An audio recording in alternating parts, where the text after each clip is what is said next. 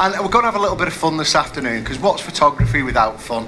If we're not enjoying it, there's no point in doing it, is there? That's the bottom line. But I am having this big love affair with strip boxes at the moment, simply because I think they're super versatile.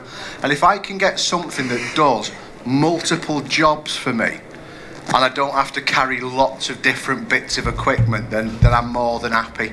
So whether you're shooting a wedding or a portrait or a fashion piece, if it's on location, and the reason that we decided we shoot here is if you do weddings or you do shoot out on location, my mum, and I don't know if this will translate to Ireland, I'm not sure, my mum always says I can make something out of nothing. In other words, I can make a drama out of a crisis. So that's what I intend to do with my photography. I intend to get something decent from wherever we are. And the thing that attracts me in this room for this shoot are the light features. Now, because of that, I want to make them part of my composition. So I'm going to shoot a very simple fashion-based picture, and it'll give me the ability to show you why I like to use multiple strip boxes at the same time. Now, the first thing I need to do is remember what I've done with my meter, because I want to use the ambient light more. In other words, the light that actually exists, not the supplemental flash that I'm going to put in, the architectural mood lighting. And you might ask yourself, why am I bothered about that? Well, I'm bothered about that for a very, very simple reason. If I'm shooting a piece in a hotel, perhaps it's an architectural piece. We did something not so long ago out in Dubai where they'd spent £6 million on the lighting alone. So if you're spending that sort of money, you'd be pretty annoyed if I didn't end up with some pictures with your pretty lights in it. So I'm going to make these central to the picture. So what I need to know is how powerful they are.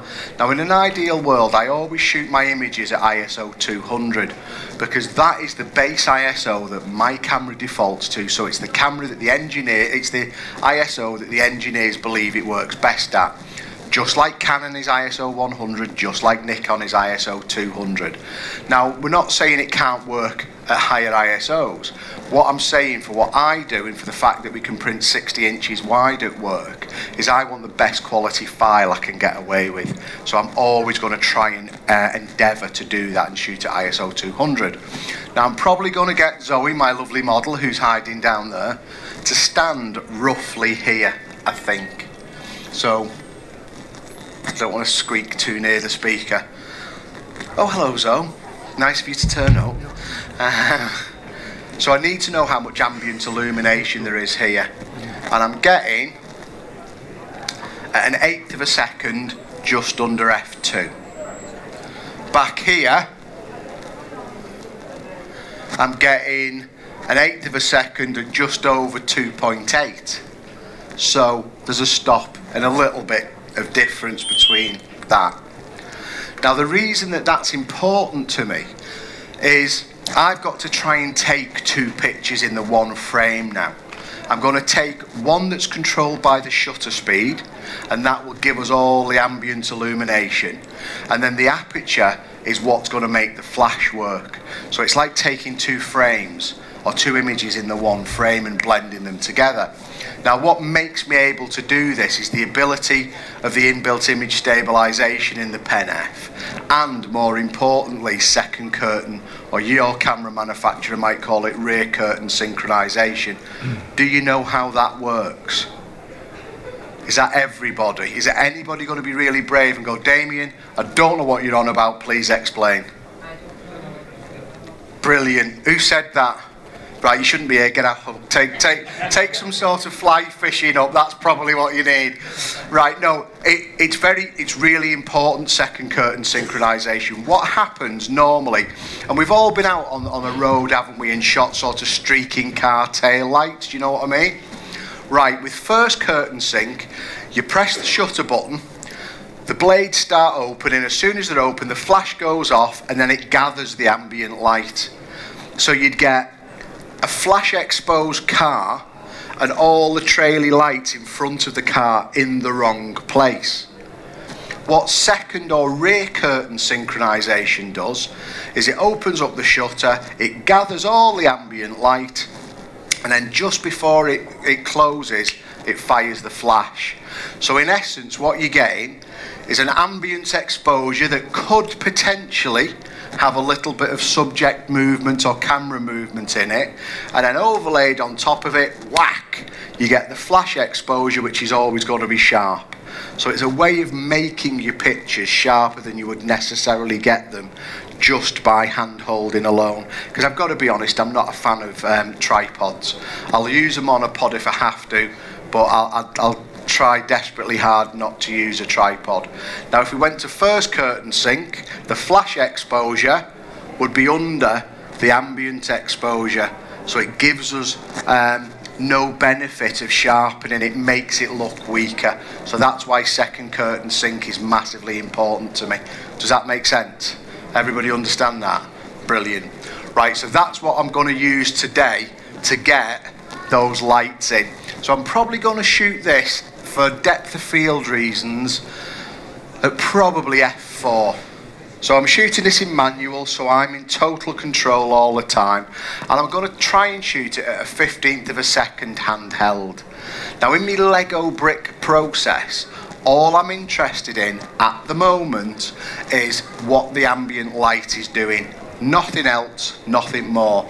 I'm going to cheat because I'm lazy and I like to cheat, and I'm going to ask Zoe just to step that way for me. Perfect. And we'll ignore that lamp and I'll use those two.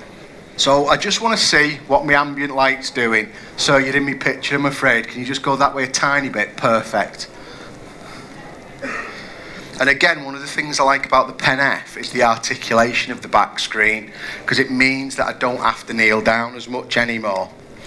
I'm going to try and shoot this as long a focal length as I can because of compression and perspective. And I'm just going to take a quick snap. You don't even have to pose though, because all I want to see is what the lamps are doing. So remember, I've measured this. So we're not looking at Zoe. Zoe will be a silhouette, and frankly she looks better like that. But it's the lamps I'm looking for. So do you agree they're nicely exposed? Next, I'm going to add another accent light. I'm going to add a light that's going to separate Zoe a little bit more from the background. Just because I can, really. Because it's going to add another dimension to me photography. And that's what I'm after. I'm after making what I shoot look different to everybody else. Because if you do aspire to sell your work, the big no-no is to compete on price. The secret of a good photographic business is customer service second to none and a product better than most. So your photography still doesn't have to be the greatest in the world, because I'm not yet dead. I know, it is sad and pathetic, but that's the truth. Customer service second to none, photography better than most. So it's about adding something to the mix that's more than everybody else. How many of you enter photographic competitions? That's how I built my career. Because when I started, I couldn't afford advertising, so it was all about the qualifications, it was all about winning things. When I got to 9 fellowships, I just thought it's a bit obsessive and I better stop now. But that's just the way it is. If that's how you want to drive your business, it's a great way of doing it for very, very little money, and drive your photography that way. So, I'm going to use one of these slimmer strip boxes, and all I'm using on the back of them is just a very old Olympus speedlite. We don't even make these anymore. I'm using them in manual mode, so if I want more power, I turn them up. If I want less power, I turn them down. It's very, very simple. It's just like a dimmer switch. And as I've proven at least once today, I am not the sharpest tool in the box. So if I can do this, anybody can do this. You've just got to follow a process. It's very simple. The Lego brick technique. So I'm now going to bring this past Zoe, who's looking at her nails because she's already bored. Right, so I'm going to hide this behind this pillar here. So I'm not going to get any extraneous light spilling into the picture, and I'm just going to flag it back, or I'm just going to feather it back this way. So the pillar is acting as a flag for me. And again, it's all about measurement. A little law of physics is any light from behind the subject coming towards the camera will always, I'll go this side so we don't squeak again, will always look to be one stop brighter than it actually is. It's just a thing to do with physics called reflectance. Can I ask you a question? No. Do you think it's some sort of seminar? Yeah, of course you can. What would be your baseline power setting now? It's actually... I use manual speed lights as well. It's, you know, I'm always kind of at a quarter or a half. I think it's on 1/32. Right. If somebody wants to check, you're more than welcome. But as a backlight... Does it say 1/30? Oh, 1/16. Right. Is that somewhere you'd start out and work up from? Or is Possibly. What I try not to do, and that's a very good question, is what you're looking for is a rule of thumb, a formula, aren't you? Right, I'm going to give you the biggest secret in photography now. Most trainers will talk about an ABC 1, 2, 3 approach. And if you do that, you will never be the best photographer you can be. At best, you will only ever be a second-rate Damian McGillicuddy. Because I don't want to teach you to be me. I want to teach you to be the best you that you can be. So here's the secret. The bit that other trainers never discuss is the bit you should be thinking about before the photography starts. And that's the simple purpose of what do you want to say? What's the purpose of the picture? What is the viewer of the work meant to feel, meant to emote? What are you trying to drive? The best way, I suppose, of explaining it is if I'm shooting for L'Oreal and I'm shooting makeup, then this bit's important. If I'm shooting for Julie Crystal Peoplekins with S, those, then if this is out of focus, they're going to be pretty unhappy. So, you know, they're saying beauty is in the eye of the beholder. That's rubbish. Beauty is in the eye of the checkbook holder. It's whoever pays the bill. So for me, I have a commercial consideration. If you've not got a commercial consideration, it's then down to what you're trying to say as an artist. So I used to be all very powerful backlight, and I'm in a tone it down period at the moment. But it's all based on what you're trying to say. A good rule of thumb is it shouldn't be more than the key light because of the reflectance thing, unless you're doing it for effect. So I know that doesn't give you an exact answer, but it's the true answer. One of my top tips is to turn your meter on. I don't know, you might find that useful. And to take it from ambient to flash. I'm still on ISO 200, and I'm just going to take a quick flash. And that's telling me I need a little bit more power than the 16th that I've got. Oh, I'm turning it the wrong way. That's never a good thing. So let's try where we are there. Right, and I've got 2.8. Now that's okay for what I want because I want it to be subtle. I'll try and remember not to do that again.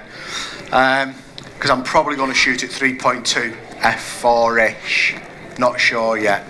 So just throw us a tiny bit of a shape though. So just turn, that's brilliant, and tip your head that way. Because all I'm looking for is getting some light on her neck and on her shoulder and a little bit of separation down her arm and her hair. So let's try and see where we're up to. And I'm just going to throw a little bit of light in here. And I'm not overly bothered about anything else at this second other than what the light is doing. So hopefully if I've got it right, I'll have some nice light running down the side of Zoe, which I do, but because I'm not bothered about the composition, I've got a little bit of flare in at the moment. I'll fix that as we go through the next stage. See, just adding the light, one Lego brick at a time. Because if I've set up 16 lights on a commercial shoot and something doesn't look right, it's very hard to backwards engineer it. And if you haven't got a meter, I don't care whose you buy or where you get it, or if you steal it, or what, but you need a meter. It's a bit like, are there any electricians in the room? No? Right, you expect an electrician to have one of those testy screwdriver things, don't you? Right, you wouldn't trust an electrician that went, I'll see if it works.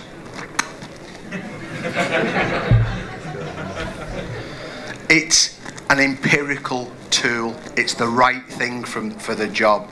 You've got to have a meter. Measuring incident light is much better than reflected light. Much better. Right, so I'm happy with that now. So now I'm happy with it, I'm going to turn it off.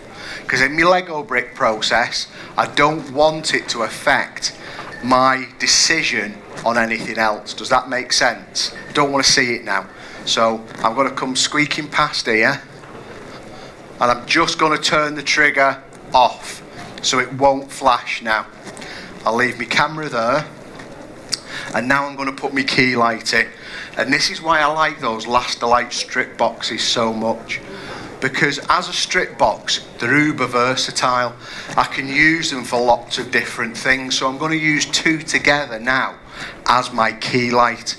So I've not wanted to carry a ginormous big soft box with me, so by carrying two smaller strip lights and ganging them up together, I can do a number of things. The first thing is make the speaker squeak, so bear with me. Right, just get out of the way so I'm not coming that close. I'm not brave enough.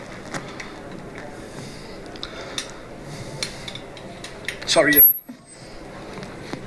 Right. So by themselves, they're that big. Together, they're that big.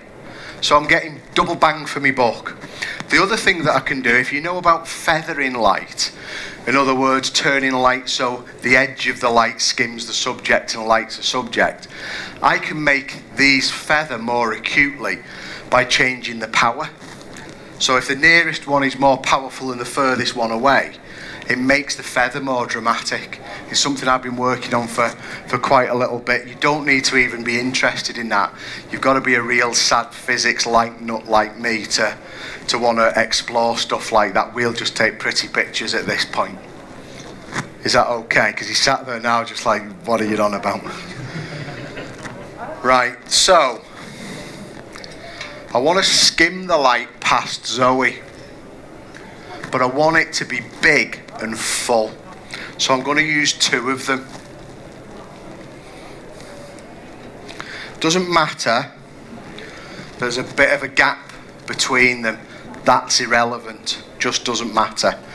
But I'm increasing the size of the apparent modifier. So by doing that, I'm making a bigger, softer light source. Does that make sense? Okay. I'm metering back towards the light source, and that's F4 and a few tenths.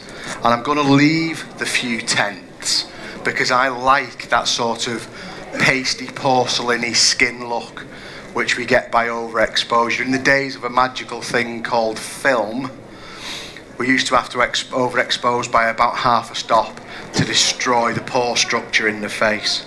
So it just means less retouching from my point of view. So I'm just going to take a quick snap now just to see if the light is the way I want it to be. So perfect, so just turn your hips that way a little tiny bit more. And I'm just taking a snap because it's not the finished picture. Excellent. And I'm looking to sort of get a fashiony bleach to the light. I've got a big soft light source now. Have we managed to do it? Yes, I think we have. So I'll run round quickly. You can still see I've got direction. Yeah. I mean, this, if I wasn't describing what I was doing as I was doing it, would be a really quick process. So it wouldn't take that long to do. So it's very useful for weddings and that sort of thing as well. Because I'm a great believer of wedding photography isn't about weddings. It's about the bride being a fashion icon for a day. Right, so I'm turning this on now because I'm ready to go. And what I'm going to do is I'm going to put an art filter in on the picture. Now, how many of us use post-production Photoshop, Lightroom, all that malarkey, everybody. And lots of people think I don't like post-production, and that is not true. I just don't like rescuing bad pictures. I'd rather enhance a picture in post-production rather than fix a rubbish one. One of the big advantages I like about the Olympus stuff is the art filters. So I'm going to use one of my favourites, which is Pinhole. And what Pinhole does is it just gives me a gentle vignetting to the edge of the picture and a tiny bit of a cross-process look. Now, when I first started working for Olympus 5 years ago, and they bring in things like art filters, you know, my immediate response is, oh, I'm a double grandmaster, I'm not using an art filter, how very dare you? And then I start using them. And because all my adverts have to be JPEGs because there are no raw conversion software at the time of me testing a camera, then from my point of view, I need to get as much done in the camera as possible. Now, I'm not suggesting you shouldn't shoot RAW, because I shoot a RAW and a JPEG. It's just that I've got terabytes of raw data that I've promised myself I'll go back and re-edit, but I never have the time to do it. So getting it right in the camera is a big thing for me. Right, so give us a little turn, got my art filter going on. Now I am, and this is when you can tell I'm being serious, I kneel down and I'm going to shoot Zoe on a slightly wider lens because it'll stretch perspective and make her look taller than she actually is. And I've never met a lady yet that doesn't want to be taller. And I always like to use a single focal point. Right, Zoe, just give me a chilled. That's excellent. Oh, I love that. Chin up slightly. And the other one, honey. Just turn your shoulders away from me a tiny bit. Excellent. Chin down a fraction. That is brill. Happy with that. Right, so, and that's it, we're over. Well done, thank you for coming. Do you want me to prove it worked? Okay. Will that do?